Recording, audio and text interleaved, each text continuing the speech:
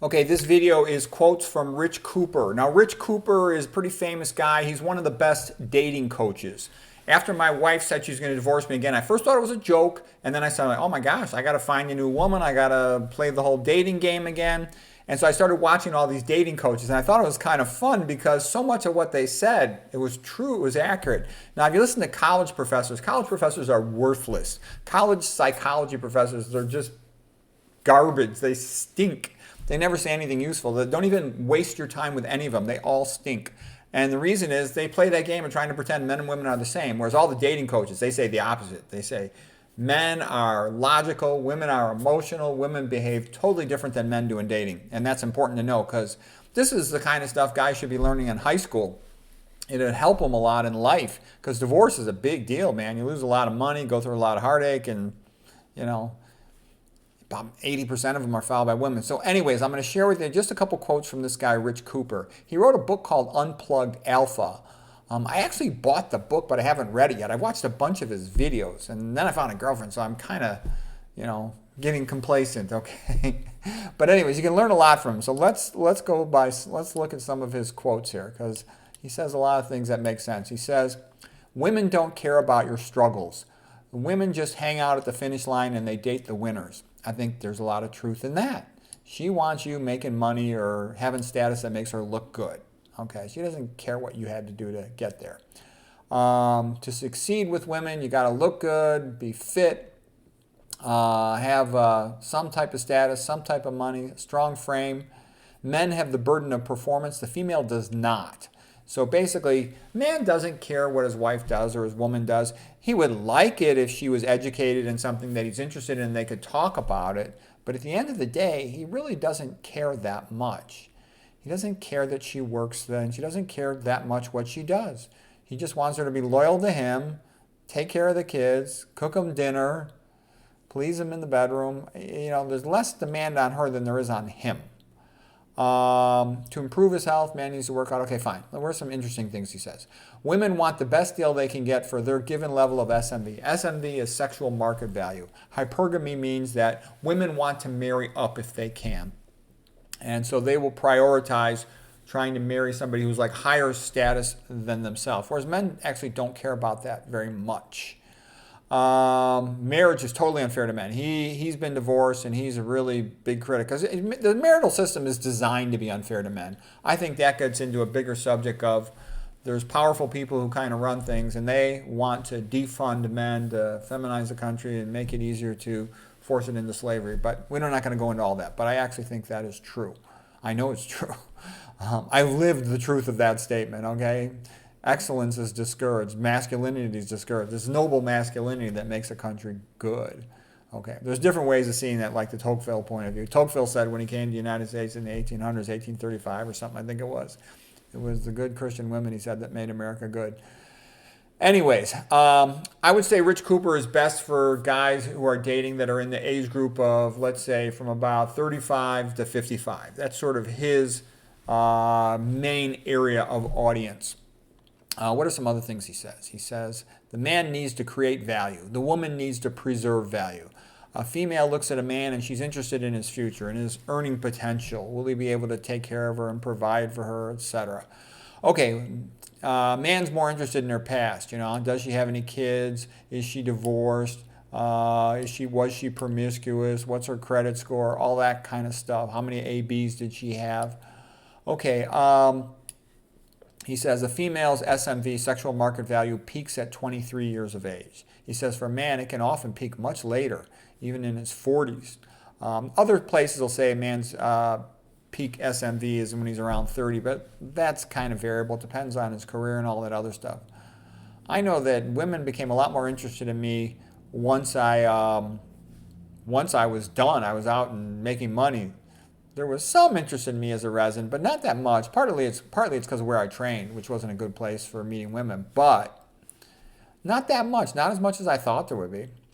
A man should focus on his own self-development and on his own world. Yeah, that guys who are kiss butts and they follow the woman around, she doesn't like that. She wants you to have a big world, if you will, and for her to be a part of it rather than you tailing around her. She's not She doesn't. Women, say they like beta males, but in reality, they don't like them that much.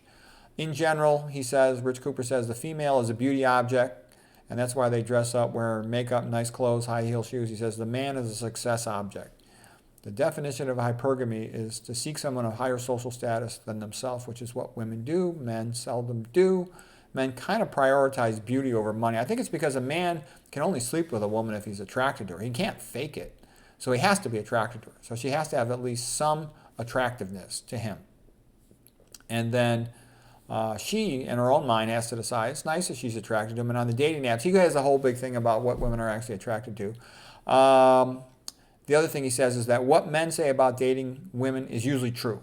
It's what they really think and what they do. But women, he points out, will say all kinds of nonsense that's not true at all of what they actually do. Like, for example, he pointed out that women will say the kind of man they like is one who is kind and funny and intelligent.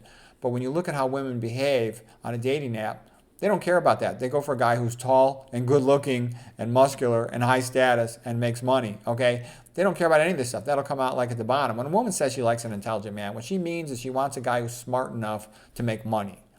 Now, don't get me wrong. There are some really intelligent women. And I realize the kind of women who watch my YouTube channel are like the very high IQ ones. So I'll get comments, well, I'm really high IQ and I like men to do this. And I go, yeah, I know it's true. There are some women who are like that, but they are rare.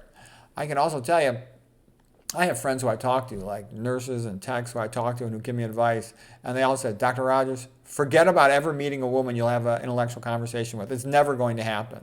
The only woman that's going to want to go out for you is because, you're a doctor and stuff like that. You're never going to meet anybody that you're ever going to talk to.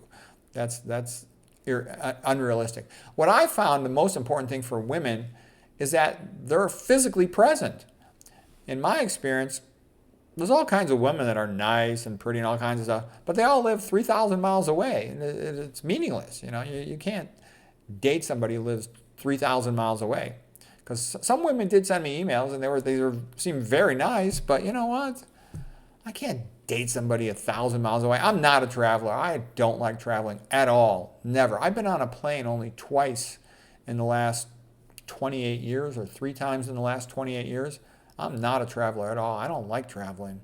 So there's no way, because I have some really nice women. I mean, they had a lot of nice qualities and all this other stuff, but there's just no way I'm going to travel. I want a woman who's going to, kind of like take care of me, okay? They say a man is looking for a nurse and a woman's looking for a purse. I mean, I want a woman who's going to be in my life and sort of like take care of me. That's what I'm used to.